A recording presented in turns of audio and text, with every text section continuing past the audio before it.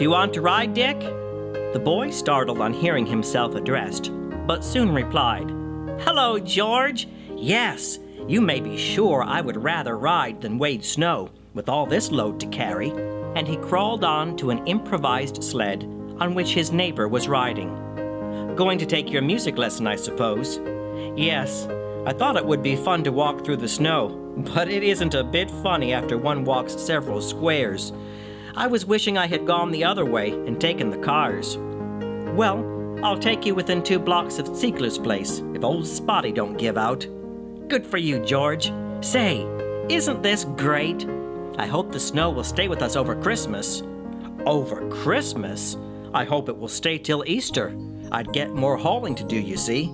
Besides, it isn't long till Christmas." "Not very. Only a week." "That's true. Do you know I haven't got any of my presents yet? If you don't give any more Christmas presents than I do, it won't take long to get them." "Oh, it will take me a good while. I give a lot of them. You see, we have a good many relatives, and every one of them must have something." "What's the use, Dick? It's like this. They all give me something, and it won't do for me to slight them. They wouldn't give me a thing next Christmas if I did. Of course, the folks at home, and Uncle Dick and Aunt Mary, don't look for very much from me. But some of the rest of them wouldn't keep up the good work if I didn't give them something. Say, Dick, I don't believe that sort of giving is according to the Bible." "How so?" "It says that one ought to give without hoping for anything in return." "Oh, of course, but they can afford it." "I don't believe I would care for a present if I knew that the fellow who gave it expected me to give him one in return." "Oh, George, nobody's going to give to people who don't give to him. I'm sure I won't. I give to them who give to me. That's my way. Of course, I don't get anything very expensive. Only for Uncle Dick and Aunt Mary. I'm looking for a pony from them. I must send them something worthwhile, for I want that pony." "You think a little remembrance from you, sent over in good time, will increase your chances of getting the pony?"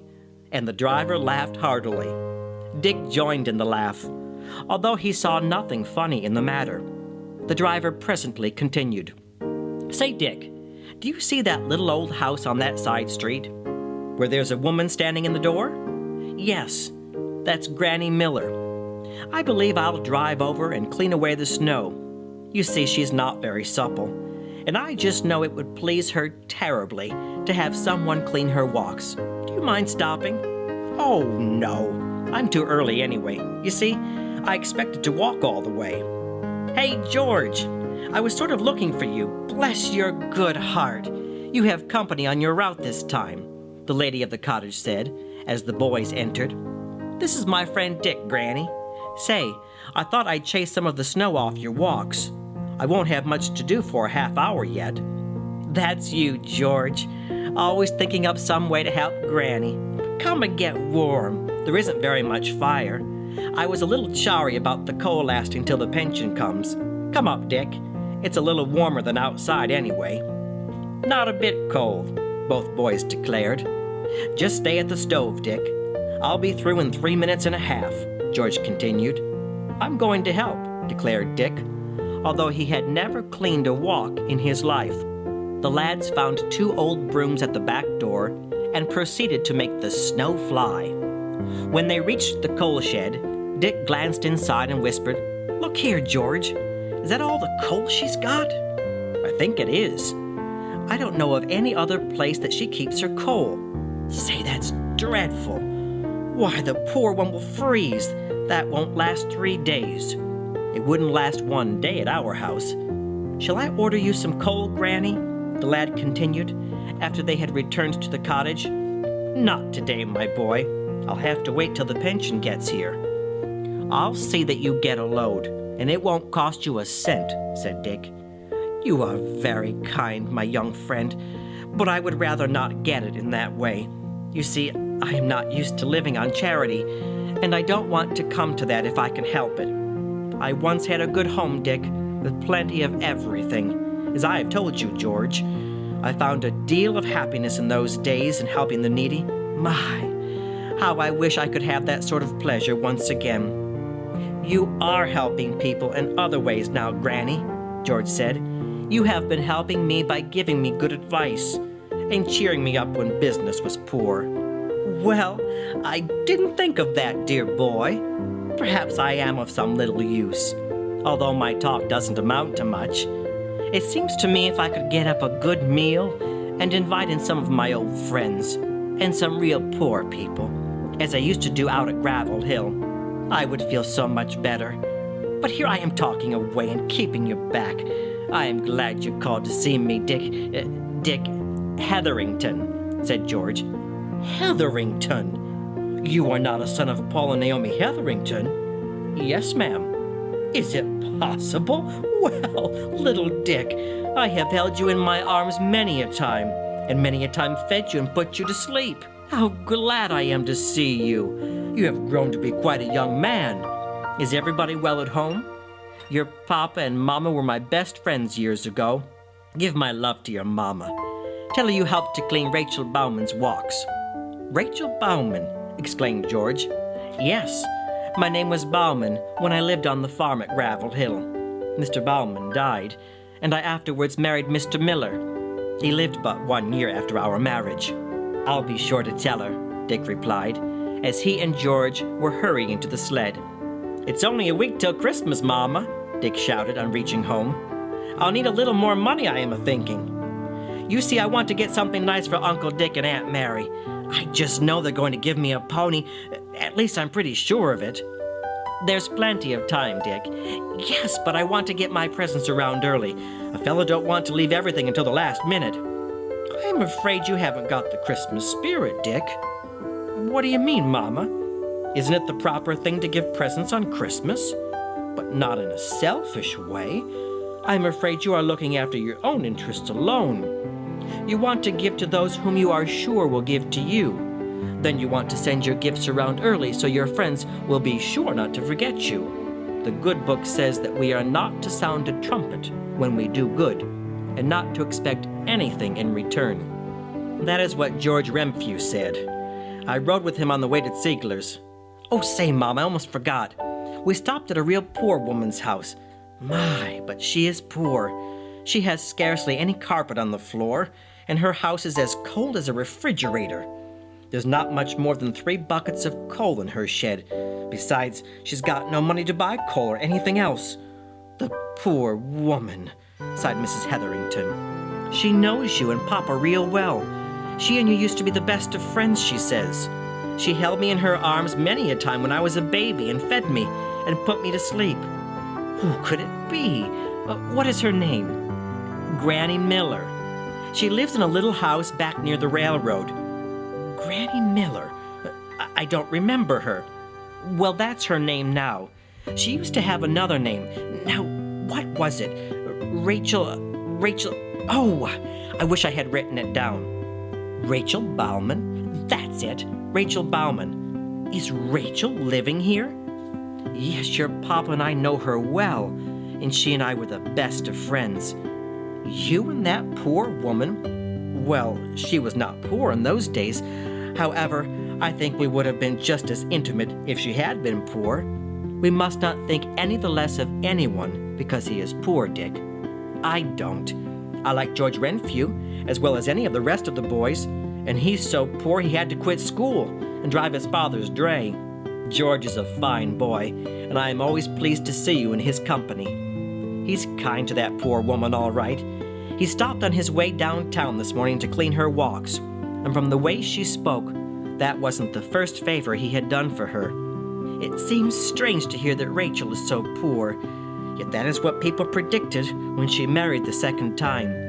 Years ago, the Baumans lived on a small farm out at Gravel Hill. They were our nearest neighbors. We took many a trip to town together and spent many an afternoon in each other's company. They were good people, very active church members. Mr. Bauman occasionally talked seriously to your father, who at that time was rather worldly. Show your colors, Paul, he would say. If you are a Christian, let the world know it. No one had any trouble in finding out where Mr. Bauman stood. He showed his Christianity in his daily life. He was the kindest man I ever knew. If anyone needed advice or help of any kind, he was likely to look to Mr. Bauman for it, and as a rule, the good man lost nothing through his kindness. Only once that I know of. He went security for Lawyer Brinker, and that man managed matters that Mr. Bauman had to pay the entire amount of the note. Ralph Brinker's papa? Why, he's rich. Yes, but I fear that he got a good deal of his money by tricks, such as he played on Mr. Bauman. No doubt the Baumans would have succeeded in keeping their home, in spite of Mr. Brinker's dishonesty, if another trouble had not befallen them. One day, while hauling wheat to market, Mr. Bauman drove his team onto the railroad out at the deep cut just as the limited express dashed through. The unfortunate man and both horses were killed. Oh, that was trouble, sure enough. It was a sad experience for Mrs. Bauman, but she was brave and determined. She mortgaged the farm, and the Brinker note and other debts were all paid. But her only help, Frank Spencer, a young man who had lived with them from childhood, left her. He took the gold fever, as they called it in those days, and joined a company of explorers who were bound for Alaska. Mrs. Bauman hired men to assist in the work and struggled on, doing her best to meet her obligations. She could not do it. Her debts grew larger, and her strength and courage grew less and less. At last, the place was sold. Then, quite unexpectedly, to all of us, Mrs. Bauman left Gravel Hill. It was reported that she had married and moved west. I did not know her second husband, but it was said that he had a bad habit. It was feared that the money left to Mrs. Bauman would soon go for strong drink. It must have been that way, for she's got nothing now. Poor Rachel. I must go to see her as soon as possible, Mrs. Hetherington said, as she resumed her household duties. Dick also had something to do. He had been allowed $10 for Christmas remembrances. That amount, he discovered, must secure 15 presents. It was no small task to select that many gifts and keep within the limit of his allowance. 15 presents for 15 different persons, and so much depended on the selections. The list began with Uncle Dick and Aunt Mary. Then followed 2 cousins, who had remembered him rather generously the Christmas before. He hoped they might do so again, especially if they saw that he did not forget them. The stableman and the housekeeper had also been quite liberal with their gifts for the spoiled lad, and he decided that a small outlay in their behalf at that critical time might prove a profitable investment. By evening, the list had been completed, and the very next day it was determined all the purchases should be made. He read the list aloud. With his mother's help, he had hit upon articles which it was thought would be very acceptable to the recipients. However, he did not feel as happy as he had expected to feel. Somehow, the words of his friend George and of his mother were bobbing up in his mind every now and then, and something was saying, "You are selfish. You are giving presents in the hope that you will get something in return. You are even expecting much more valuable ones than you are giving." Dick felt the need of comfort. In the hope of getting it, he approached his mother. He had tried desperately hard to shake off the thoughts that were tormenting him, and to appear as happy as a bird when he said, "Say, Mama, I've got my list made out. It's all right, too. Of course, I won't tell who are on it, nor what each one is to get. You know, Santa Claus doesn't tell all that he knows, but I'm going to give the best ones to Uncle Dick and Aunt Mary. That's all right, isn't it?" "I am not so sure. Are there not some on your list who are more in need of gifts than your uncle and aunt?" "But what would they get from me?" "They are very kind to you, but I don't believe they give you presents in the hope of getting something in return. That would be selfish. I was wondering if you have George and Granny Miller on your list." "Of course not. I can't give to everybody." "But George is one of your best friends. It seems to me if you would send him a real good pair of driving gloves, and Granny Miller a coat, or a pair of shoes, or a load of coal, you would be doing more good and scattering more cheer and happiness than by bestowing gifts upon those from where you are expecting remembrances."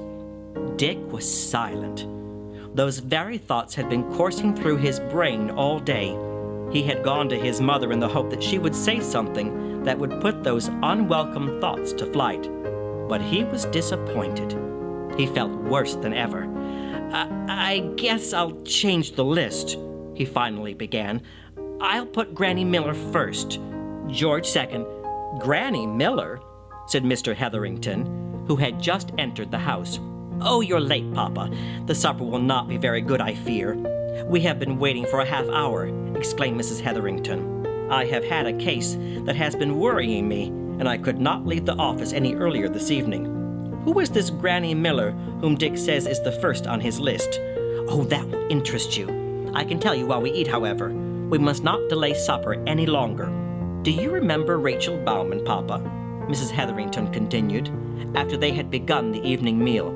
"I surely do, and I would give $100 to know where she is." "Oh, Papa, I'll take you to her, and it won't cost you 1 cent, cried Dick. "Rachel Bauman, who formerly lived at Gravel Hill?" "Yes, Papa. She goes by the name of Miller now. Granny Miller." Dick rode over to Ziegler's with George this morning, and they stopped at Rachel's a moment. "She lives on a little street near the railroad," interposed Dick. "Well, I am glad to get this information. Frank Spencer has returned from Alaska and has the entire detective force searching for her. He had learned that she married a second time, and that her second husband died, and that she had come with the pittance left her to this city. We have been searching for 2 days, but with no success. Frank found gold, plenty of it, and he says he now wants to do his best to make amends for deserting his foster mother when he should have remained with her. He has purchased the old Bauman place at Gravel Hill and is already living there with his family. He wants Rachel to come and be the mother of his home. He also learned of Attorney Brinker's rascality and proposes that Rachel shall get back all the money that dishonest man stole from her with lawful interest." "Good, good!" shouted Dick. "Oh, Papa, I am too happy to eat," said Mrs. Hetherington. "I don't believe I care for any supper myself," said the agitated husband. Granny Miller's Christmas was spent in her old home. There was a Christmas dinner, too, and Granny was hostess. The Hetheringtons, the Renfrews, and several of Granny's city neighbors were there, rich and poor together, but all happy. "It is all the work of the Christ child," declared Mrs. Miller. "I must say with Mary, 'My soul doth magnify the Lord, and my spirit hath rejoiced in God my Saviour, for he hath looked upon the low estate of his handmaiden.'"